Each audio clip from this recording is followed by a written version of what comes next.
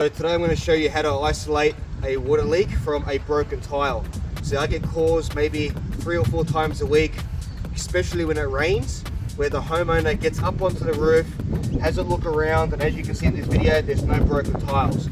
So they start to panic, they call themselves stupid because for some reason they can't isolate the issue. So today I'm going to show you the reason why you might not be able to find it, because maybe because you're looking for a broken tile, but inside the tile there's also a water course. And most of the time, just because it looks perfect here, the water course could be broken. So up close, this roof tile looks absolutely perfect and there's no broken tiles. But right here is the water course. So once I lift this tile up, you'll be able to see there's a broken tile on the inside. So let's have a look. And can you see that?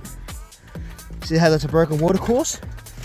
That leak is dripping straight into the cavity. So when water gets trapped or gets caught here, because it doesn't travel all the way through and there's a crack in here, it drips straight inside the roof cavity.